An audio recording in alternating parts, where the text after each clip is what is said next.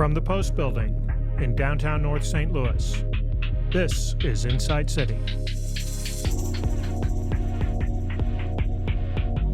Hi, this is John Berglund. I'm interviewing Kurt Weigle with Greater St. Louis, Inc., who comes to us from both Detroit and New Orleans. Kurt, welcome. It's great to be with you, John. Thank you. So you've got a wide background in urban planning that you bring to St. Louis, both from Detroit and New Orleans. Maybe talk a little bit about where the things that you've done in Detroit and in New Orleans, and why you're here in St. Louis. So Sure. maybe let's talk about maybe your earliest days in Detroit. Yeah. Well, grew up on the west side of the city, and if you're from Detroit, you know you're an East Sider or a West Sider. We don't rely on the neighborhood so much as East Side versus West Side. And what's the difference between those two? Which side do you want to be from? One is on the East Side and the other is on the West side. All right. Okay. That's pretty much it. I see. But there are great parts of both sides of the city. They're not, certainly Detroit is plagued by some of the housing segregation that other American cities are. The East Side and West similar Side, to St. Louis. So of course, yeah. But the East Side and West Side has nothing to do with that because both sides of the city are black, white, many other ethnic groups. There's been great immigration, kind of like in St. Louis.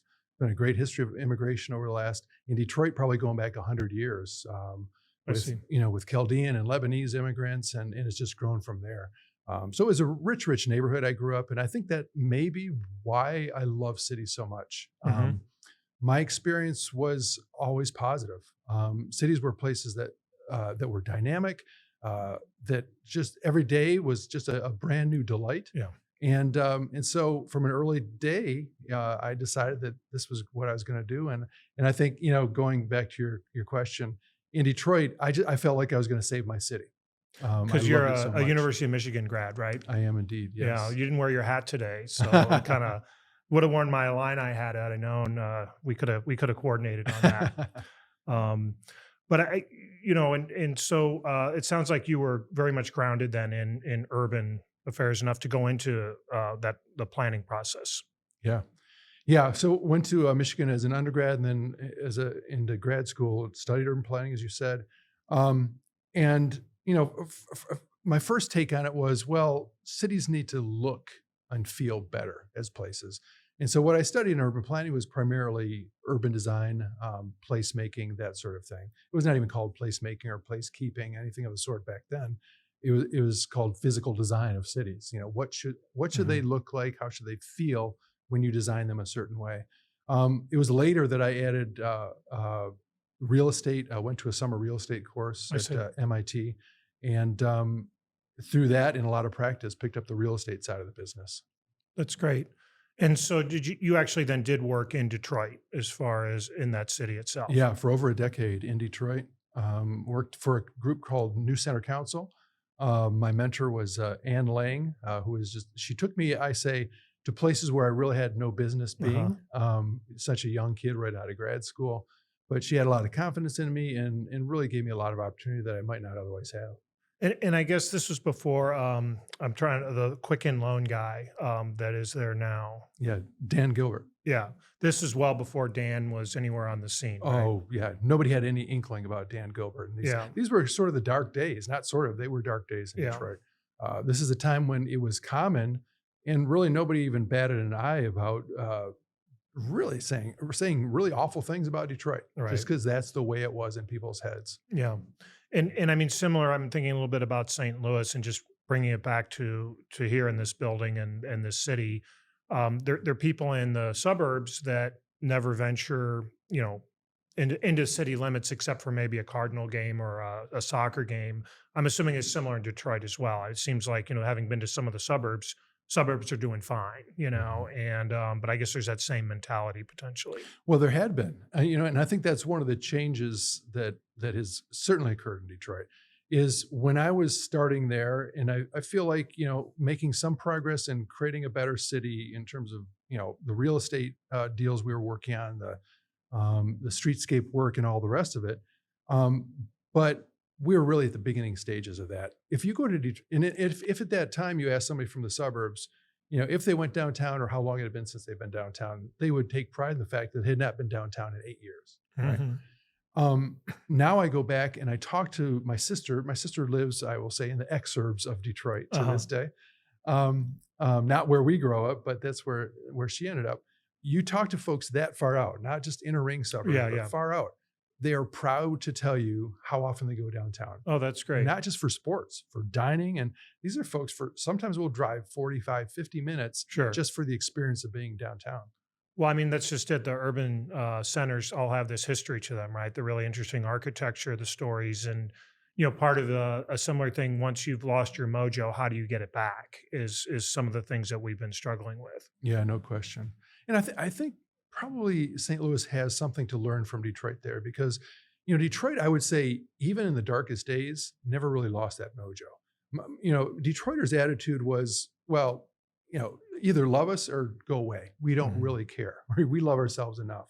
And I think the more we engender and we build that sort of attitude, you got to have a little chip on your shoulder in this sort of business. Yeah, The better we'll do. Motown and all that, and Motor City and everything else. I mean, Yeah. I think part of the issue just locally here is, and having been born and raised here, is there's too much of people in St. Louis almost being embarrassed they're from St. Louis, and I think we do need to get back that chip on our shoulder that to get beyond to thinking that our best days are behind us, Yeah. and so we could learn some lessons from Detroit on that. Yeah, and I think that's one of the great gifts I have coming here from somewhere else is I see it with fresh eyes. So I had visited St. Louis many times.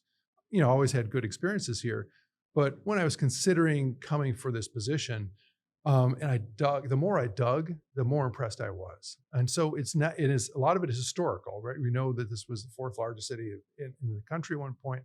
We know so many incredible brands have been Yeah. born here. Many are still produced here. And that's one of the things that, I think I've told you before, it attracted me to St. Louis is that we are still a place in America that makes things with its hands. It could be art, could be graphic design, or it could be cars or fighter jets, right? And so I think that places that do that, I just think they're special. I think it's different than being constantly in your head. I mean, it does seem that St. Louis was slow to pivot from manufacturing into I don't know if we call it the information economy or technology, but the idea that things are made here does seem to be something that we haven't recovered well from. But if the idea now is that stuff's coming back here in a more curated way, or the idea that maybe it's not so much about mass production anymore, but you're still making things with your hands, I think we can take a lot of pride in that. Absolutely. Yep. So many things to take pride in. And you look at downtown and just the things that were made with people's hands 100, 120 years ago, the quality of the architecture down here is amongst the best in the country. And I would say when you look at and this is I'm going to geek out a little bit on urban design now, getting back to when you look at things like building to building distances and curb to curb distances, those ratios are perfect for a great walkable city. So we've got great architecture to look at and to live in, and we've got a great scale that makes this potentially, I think, really one of the world's great cities once again. It's interesting you mentioned that because I get very interested in how zoning and policy impact design and urbanism. And so you get something like the streets of Soulard versus the streets of downtown versus other parts of the city. And all those things like setbacks and distance, curb to curb, as you say, and heights of building does impact um, how the city looks and feels. One of the things in talking to Joe Edwards is he said that in the 70s when he started Blueberry Hill, that there were certain things that they went and changed the laws for. One was that they widened the sidewalks and got those in, but they also specifically would not allow a non-retail use in the first floor. And so if you were there, they would allow it. They had like insurance companies and lawyers, and they just like papered over the first floor because they were being useful. And they said that's fine for the second floor, but not the first, And so it took a long time, but as those businesses changed over, it started to have an impact. And, the sidewalks not only allowed for seating, but also slowed the traffic down. And, I maybe talk a little bit about, we all want to do some of these big moves, right? Like, let's just take the soccer stadium, which is amazing and a terrific big move.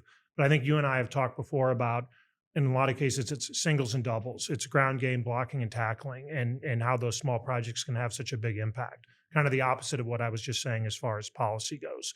So maybe talk a little bit about those types of things that we can get involved with that aren't Yeah. quite so that don't require so much. Because a lot of people I think get like, gosh, what can I do? Right. Right.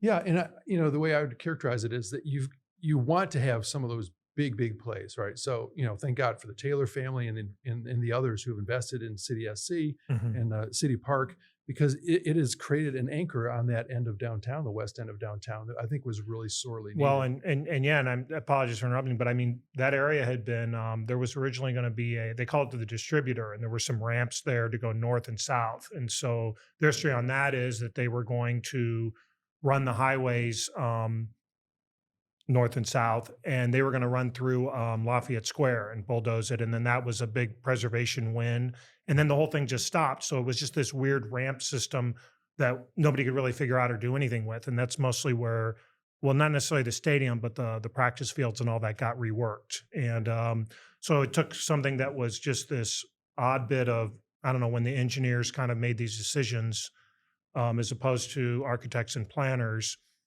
we really had been abandoned and it was just this leftover thing. And so, but to the degree that regrettable choice was then now becomes an asset instead of a liability. Yeah, Right. huge thing for downtown and anchors Union Station as well. Yeah, absolutely. So you want those, you need some number of those.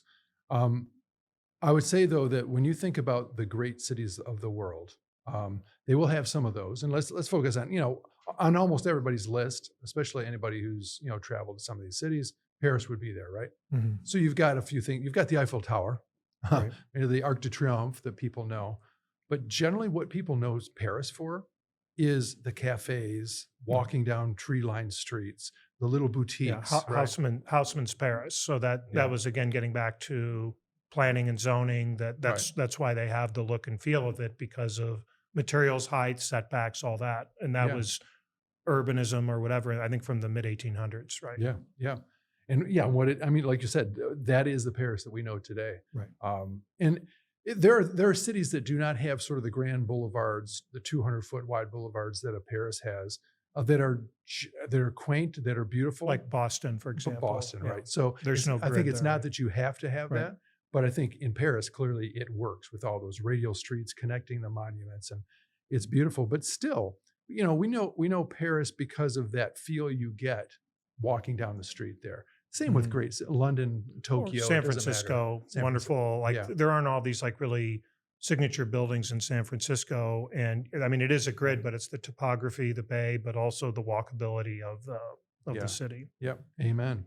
And so the more, going back to your point from before about making sure ground floor uses are active, are retail oriented is important because, if there's one of the laws, the guiding laws of urban design is that, and it doesn't sound like urban design, but in fact is that people attract people. Right. So whatever you design has got to be a place that attracts people because that's what's going to make the place feel safer, vibrant, and then just keep that just starts to build upon itself. Yeah, you need that minimum density to make it go. So from Detroit, you ended up, I think, New Orleans, the Crescent City, I think.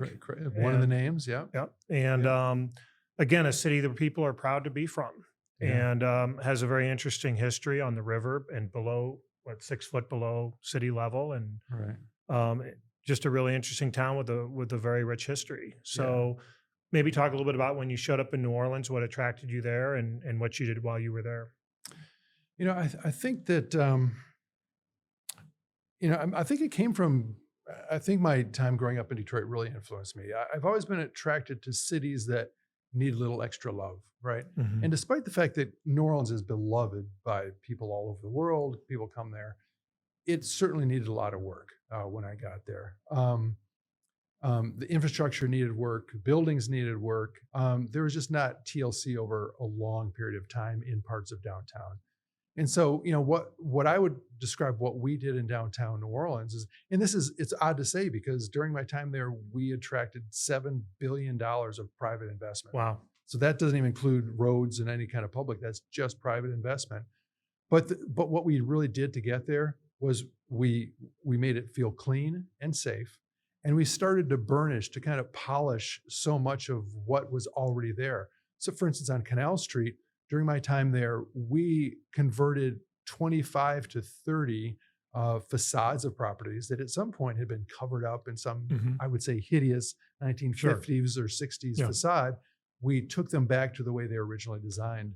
And that allowed the city to really be So itself. when you talk about we, I mean, as far as and maybe in terms of that development, and I believe you were with the downtown development district in New Orleans. Correct. So there were dollars available, or you helped spearhead that in private. It was a public-private thing. Talk a little bit about how those projects happened. Sure. So we were, the organization itself was a development district. So in many cities, there are development agencies for downtown. Other cities, there are business improvement districts, or here, community improvement districts. In Louisiana, those two functions, the management and the development, were combined into one. Hmm. And so I ran that organization, Downtown Development District of New Orleans. And so we had a role in real estate development. For instance, we were the fiscal agent for federal funds that flowed into major $100 million Wow. redevelopment projects. And then we provided a lot of those services I talked about for cleaning, public safety. And then we did a lot of this sort of the smaller scale. We had grants for facade improvements. We had grants to put cameras on your building to that would fed into the city's camera system. So wherever we saw a need, if it was allowed, and most things were by our charter, we considered doing it if it was going to move the needle. Talk then about funding of that mechanism, because it seems like it always comes down to money in politics, Yeah. right? And so talk a little bit about maybe how independent that was, or how you were charged with, and how the dollars flowed in. Sure. So we were fortunate that this organization was created. It was actually the oldest organization of its kind, supported by tax revenue. So going back to 1974, there had been downtown organizations before that, going back to the 50s largely. But we were the first tax assessment funded business district in the country. And so by the time I left, we had a budget over $10 million. Wow. And so we were able to take on all those things that I just described, and often, contribute in small ways, but really pivotal ways sometimes to some of the key development projects. No, I mean, those are significant dollars, especially if you're talking 20 years ago, where you're able to flex a little bit.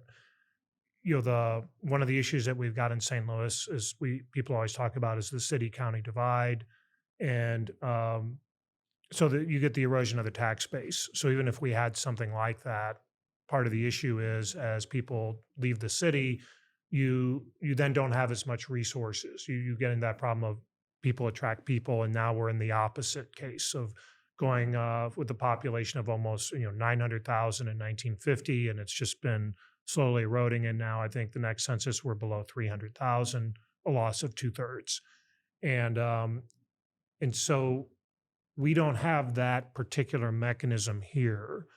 But the idea of taking what we do have and working with government, that's kind of the question. How do we do with what we've got? And it's like a business, right? When things are going well and you're adding into the coffers, and then you're able to continue to do more. And now we're in the opposite case where it's declining or shrinking. And any thoughts on that, about ways that we can help reverse that? Yeah. Well, I think firstly, in that kind of circumstance, you've got to pay attention to how you spend every single dollar, right? Mhm. There is not a dollar to waste. Let's face it, there are some communities in America where they can make some bad decisions and they'll be okay. Yeah. Because they've got enough resources. I don't think we have that luxury. Yeah, So, right. so we've really got to focus on doing the right things. There's a cost to doing everything the wrong way, and that cost is oftentimes higher when you compare it to all the losses that you would have had compared to Right. what you did it the right way. And so we've got to focus on really thinking things through. And I think that we've done that. So in downtown St. Louis, we have the design downtown SDO plan, which had a lot of community input even during COVID, is the city adopted plan for downtown, and it is a good plan. It talks about a lot of what we've talked about: rebuilding retail corridors, and rebuilding beautiful and functional streets, and slowing traffic, and all these things. So we've got a good plan. And our work at Greater St. Louis Inc., particularly on the downtown team, is now to execute that day in and day out. Mhm. And you just mentioned Greater St. Louis, and so talk a little bit about.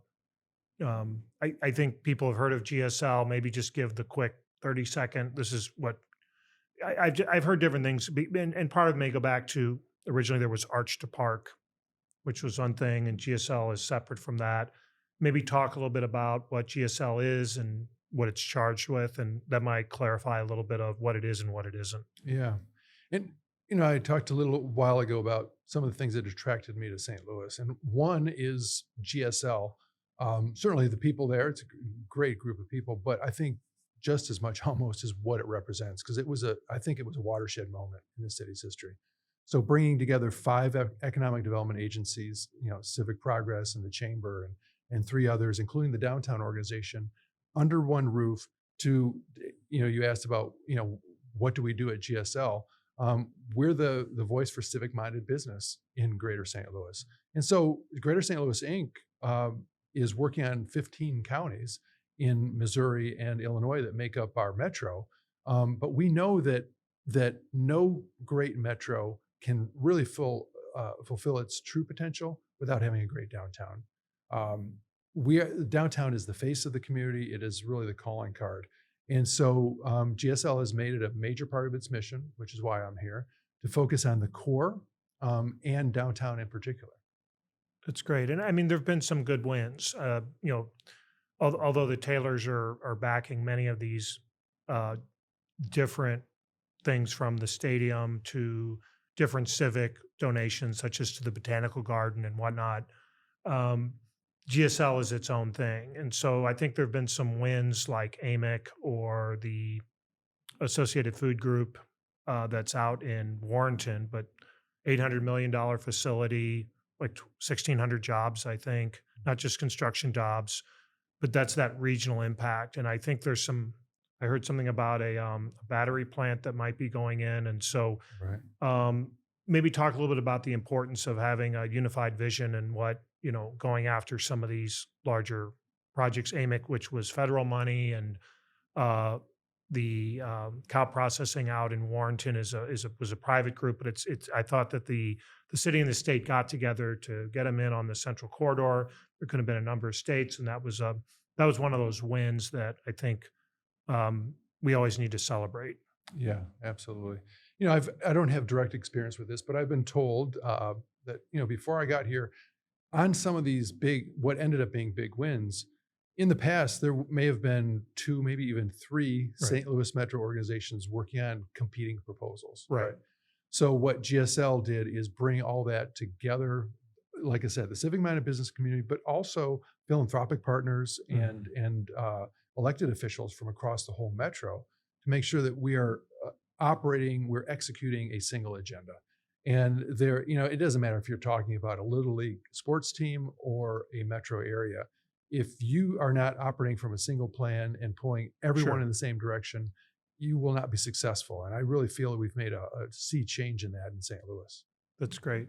So, I mean, when we talk about downtown, everybody talks about 2 things: parking and safety. And so, based on what you've seen in Detroit and what you've seen in New Orleans, where those have come from, maybe talk a little bit about. I think sometimes people feel, I won't say it's hopeless, but it's a pretty difficult issue. And so, could you maybe talk a little bit about things you've seen in Detroit and New Orleans that we might be able to bring here to St. Louis? Sure. Well, first of all, it is far from hopeless, I would say. I mean, look at the fact that just in the last year, we were able to bring down crime rates in the city, and including downtown, by more than 20%. Right? That's a substantial move in the right direction.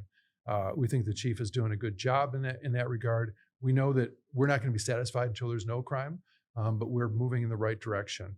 But to speak to the parking issue, because I think it's related to, in a way, the public safety issue.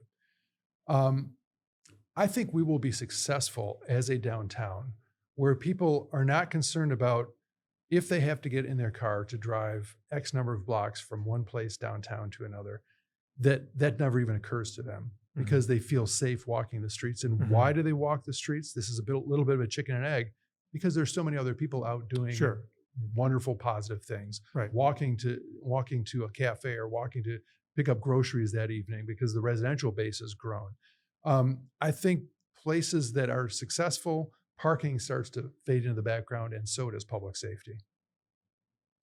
One of the things we were talking about earlier was this initiative that GSL has on the retail front or on storefronts. Can you talk a little bit about what that is? And you said there's been a really positive response for it. Yeah. So, our development strategy for downtown is multifaceted.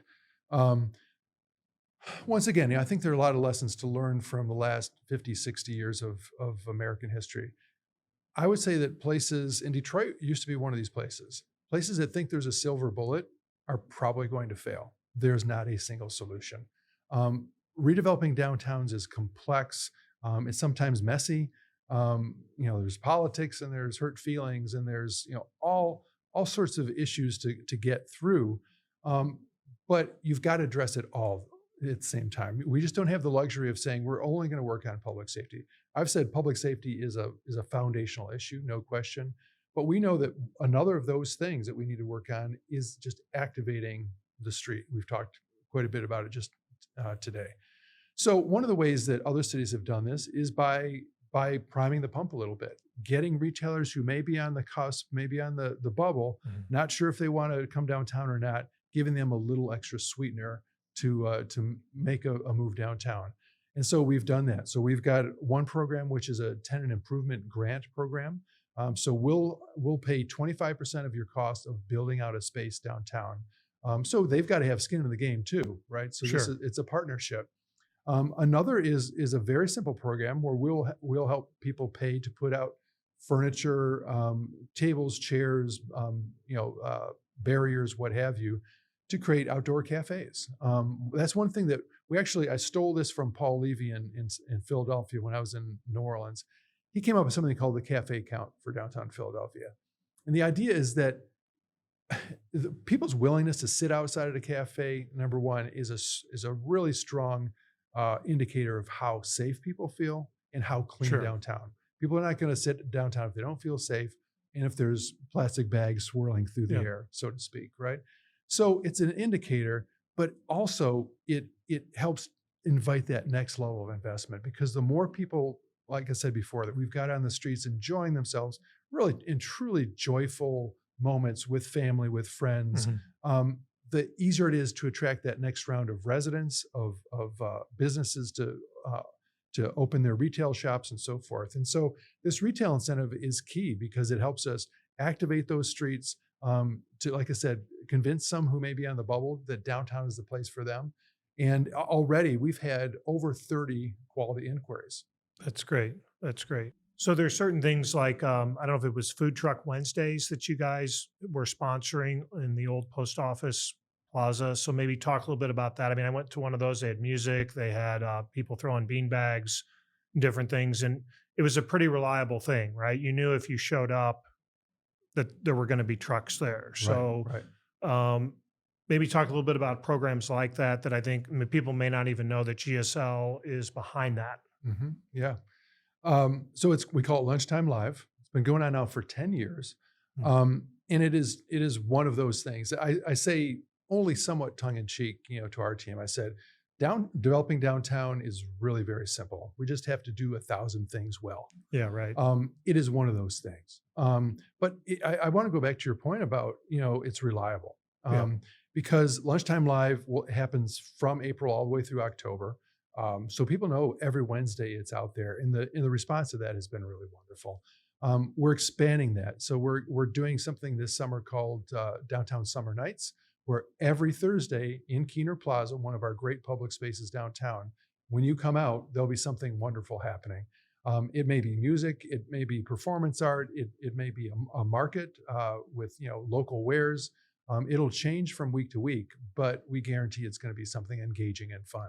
And it helps to take that question out of your head. Well, should I stay downtown this Thursday or not? Is there anything happening this Thursday? Well, this Thursday downtown, there will always be something happening. That's great. Part of the issue is for people who do work downtown, they may stay at their desk. They really don't always go out of their building.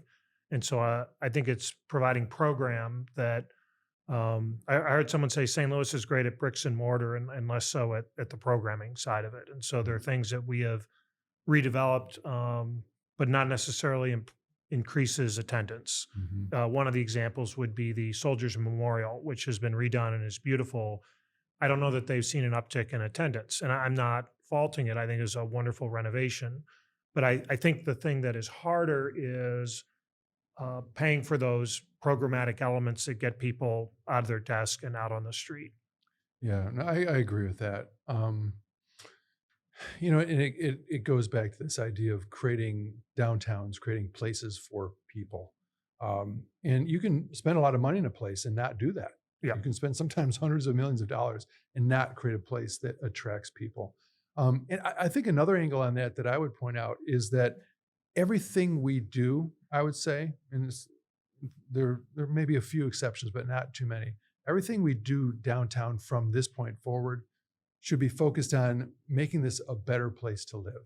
Because when you look at great places, one of the best examples is Soho. But you mentioned San Francisco. A lot of the neighborhoods in San Francisco people love were places where people lived first, Sure. right? And then they got to be tourist attractions. It's the same. It's got to be the same for us here. We've already got some incredible attractions with Busch Stadium and City Park and Enterprise, and you go up and down the list. I think what we need to be about now is creating these people places in between that make people want to be here 365 days a year. Right. And one of the things isn't just more police officers and besides density, but it would be getting back to policy. And I know that GSL doesn't set policy, but to the degree that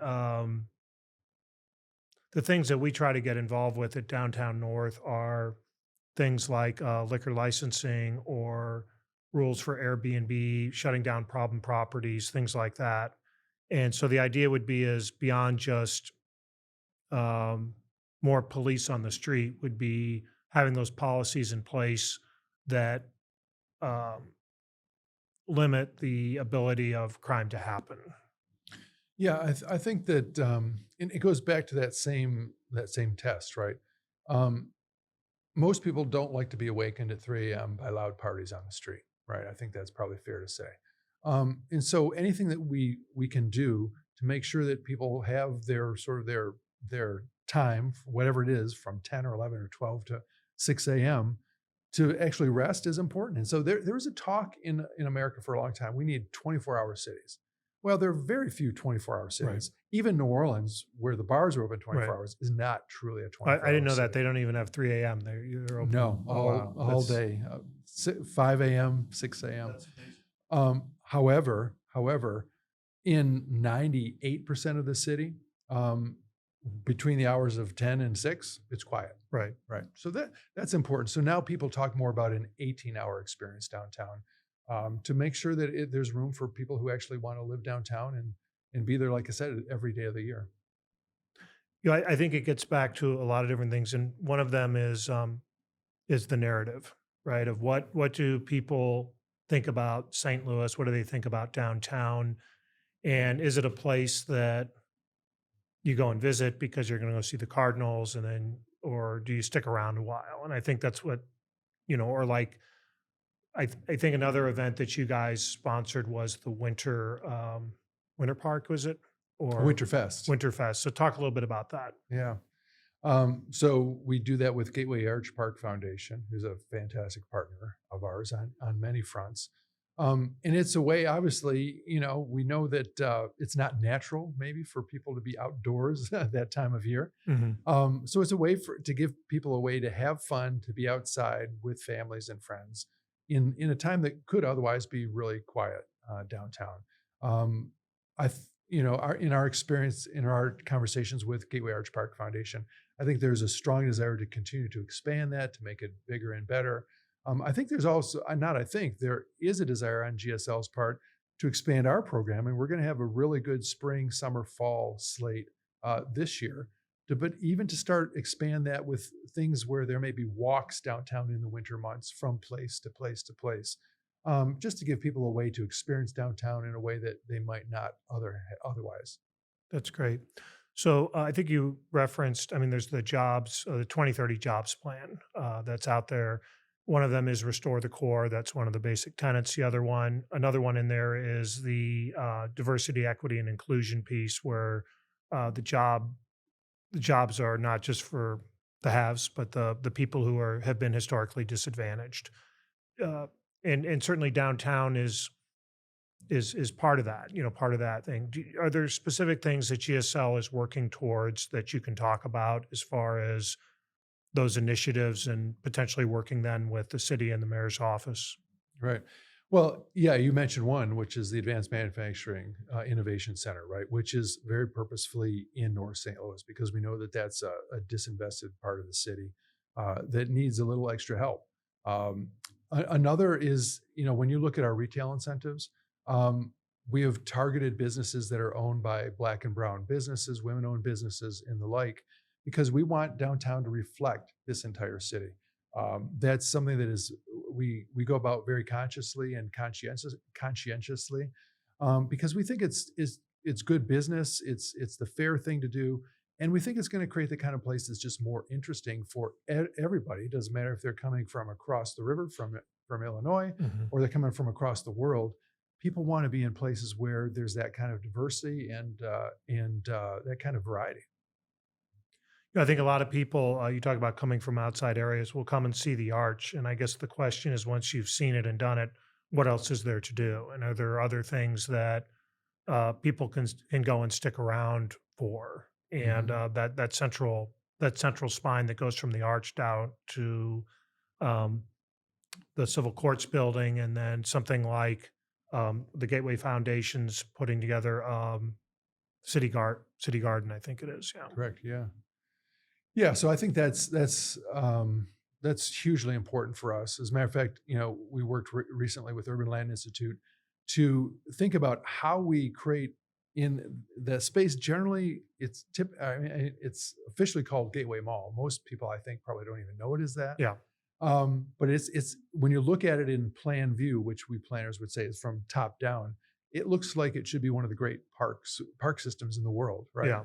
But I think all of us would admit when you get down to ground level, it does not play out that way. And so we're looking at ways to not only activate the space, the park space better, Mhm. but also to make the private space, the buildings along it, to make them take better advantage of the park space, and also uh, to allow them to draw energy from a park space that's activated. But I want to go back to your point about what do you do after the arch, because this is all tied together with more retail development, Yeah. more and better parks. Um, and I would say, sort of for me, there are these guiding principles. I would say maybe it's overly simplistic, but one of mine for parks is that it's got to be a place of respite, so a place to get away from the hubbub of the city, but not just that, right? It's got to be a place of delight too. It should Mhm. raise your spirits, Yeah. and so we need to do that. But another of these tests I put to great cities is a great city is a place where you can go with no itinerary, right? So you go to the Yeah. arch. Oh, we're going to go to the arch because that's world class. It's world Right. famous. After that, we're just going to wander, Yeah. Walk around. Right. right? And when you can do that in a city, I think you are at or close to world class. Yeah. Well, it's unfortunate because in some ways our downtown is, and it's not unique in this regard, but it's disconnected from some of the neighborhoods that are around it. And one of the things that was really great was in the late '90s, early 2000s when we started to have residential on Washington Avenue and whatnot. And because I agree with you, I think if you can get people to live in the area, then they're stakeholders, and um, uh, they take care of it because they're part of it. And so I think that's one of the um, challenges for St. Louis is integrating then and expanding on the housing that we have down there, um, and both stabilizing it and making it a good economic situation. I mean, you actually live downtown on Washington Avenue yourself, I do. so you got a front row seat of a lot of what's going on. I mean, are things? Can you say things are better than when you first got here? Oh, without a doubt. Yeah. I mean, they're just within my own block. There's it feels like twice the number of restaurants, but a couple restaurants have opened just since I moved there. But all up and down Washington, there's been some positive movement all across downtown. And I think this is good news is that when you see that generally when a place is starting to come back, an urban place, it's generally food and beverage that leads. Yeah. That's the tip of the spear, and we're seeing that exactly today. And this is not just these are not businesses that are just getting by. Mhm. Some of these businesses are doing big time business. Right. As a matter of fact, we just talked to one just the other day that's going to expand from 2,000 square feet to 7,000 square feet Oh, that's because great. business is so good downtown. Well, and I think a lot of places closed post-COVID, so there's um, the ones who are left are getting busy, and Yeah, but on top of that, John, we're adding some that were not here before. Yeah. You look at Katie's at Ballpark Village, and these are some really great success stories. And I think that gets back to the narrative. I mean, for a long time, the narrative of downtown was that it was unsafe, and then that became a little bit of a reality. And then once that's out there, it's hard to unwind it. And so maybe if you can talk a little bit about the Wall Street Journal article that came out last week that talked about commercial office space and vacancy, and St. Louis being the poster child. I feel like we kind of got beaten up on that. And, to some extent it's news, it'll come, it'll go, and sells newspapers and all that. But I think the real danger is then that local people believe that narrative. And GSL had a response, I think, and maybe you could talk a little bit about that. Yeah, I think the first thing we would say is that the issues that article pointed out, we're acutely aware of. That's why we're doing. So what you we don't did. pretend they don't exist. I mean, Absolutely not. No, I think that the story was not. I would say it was not balanced. I think that there are a lot of positive moves that could have been played out more in that article. But we'll let that be. The fact of the matter is that those of us who are doing it day in and day out, and a lot of other folks, I will say, when I talk to local media today, the approach they bring to an interview about downtown today is markedly different than it was just a year ago. Really? I That's think great. they are Yeah. starting to see the difference and feel it. They're out every day reporting, experiencing the city. And so I think that this narrative that you mentioned before, I Mhm. think it is starting to change because the facts have changed. Mhm. So I think that's what we point out is that, yeah, certainly we have issues. We have major buildings that need to be redeveloped. No question about that. We're going to continue to work on public safety and other issues. Like I said, our goal is zero crime Mhm. downtown. We're going to keep working toward that sort of goal. But in the meantime, there's a lot with the retail incentives and the success that's already started to breed. And some of the responses that we've started to see, the interest in redeveloping some of our major properties. There's a lot good that's going on. That's great. And so, Kurt, you've been here 2 years, maybe? Coming up on, yeah, about 20 months. That's great. That's not very long, actually, not for anybody from here. Um, so, I mean, what's next for you and what's next for GSL? I mean, if you got any projects in the wings here that you can talk about. Oh boy, we always have projects. I would say, and just going back to the article that you mentioned a moment ago, one of the great things about GSL as an organization and including the downtown team is that we are fact based. We develop strategies based on best practices, Mhm. and we don't keep shifting based on the latest this to come out or that to come out. Right? Certainly, there's new information that sometimes needs to shift your strategy one direction. Of course, that's the case for us. But once again, places that succeed have a plan and they work that plan day in, day out. And so that's what we do. So all the things we've talked about, the retail attraction and the changing the narrative and the activations and the big anchor projects, all of that we're working on. One that we've not talked about much about is on streetscape improvements. Yeah, I think Seventh Avenue infrastructure. is coming, and Yep. Washington Avenue, and even Tucker. Maybe talk a little bit about those projects, because that's stuff people can see directly. Yeah. So 7th Avenue this summer will be under construction, a major streetscape renewal there with new street trees and sidewalks and all the kind of creature comforts that's going to make it that feel connects. 7th Street dead ends at one end it's got the convention center, at the other end it's got the ballpark, Yeah, right? basically So, from Walnut to Washington. okay, so Yep, that's going to be and along the former St. Louis Center. exactly. Yeah. Yep, yep. So that's an important. I forget how many blocks, eight or so blocks that Mhm. is. But we're following that on very quickly. We've had. I will say, I need to give praise where it's due.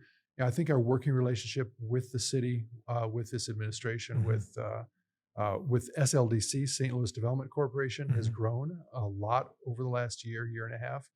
And so the retail incentive program we talked about, we're doing in partnership with SLDC. 7th Street, we're doing with SLDC. I see. One that we're doing not so much with SLDC, but with another city agency, the Board of Public Service, is we're creating new streetscapes and traffic calming along 4th, Broadway, and Washington Avenue. 3 of our most heavily traveled and most kind of prominent streets. Yeah, and I mean, as someone who's had a peek into that, I mean, I think the public engagement has been very strong in that in terms of getting recommendations from residents who live down there.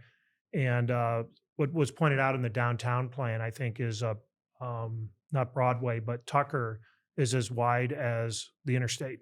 Yeah, that's shocking, isn't it? It is pretty shocking.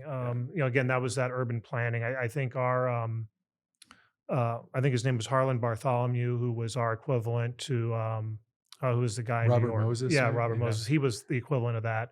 And there were pictures of like just taking Tucker and just blowing stuff away and just doubling the size of it. And Yeah. again, engineers just saying, well, we got to get traffic going Right. The and car is king, the right? car is king, right? And Yeah. then Yeah. unfortunately then you forget about some of those places. Yeah. Um, Yeah. So so the downtown of St. Louis today, people are kings and queens and there you go. what I have like you. that. So yeah, no. So we really put the person at the beginning, or at the center of all this. If you're not designing for people to feel that sense of joy and excitement just from walking down the street, it should be from the simplest things. Because once again, you think about the great cities of the world, you almost don't have to be doing anything. Just being is a Well, source of joy. and it was really a lot of fun because we went, and you hadn't been to Mardi Gras here in St. Louis, and we happened to kind of connect and went and walked around there, and it's our own flavor of it, right? I mean, Right. having gone to New Orleans, and nothing really compares to that. But everybody shows up for that, regardless of the weather, Yeah. and really seems to have a lot of fun. And Yeah. No, I think, when you say that, it makes me think about this idea of, we just need to be the best version of ourselves. We don't need to be any other place. And that's what I loved about Mardi Gras here is that, yeah, it's different from New Orleans. I'm sure Right. it's different from Rio and a lot of other places, but it was we own, fabulous. we owned it. It was Yeah, fabulous. it's the St. Yeah. Louis Mardi Yeah. Gras. In Yeah. its own right. Kurt, thanks for coming by, and appreciate you giving us a few minutes of your time. It's always a pleasure. Thank you.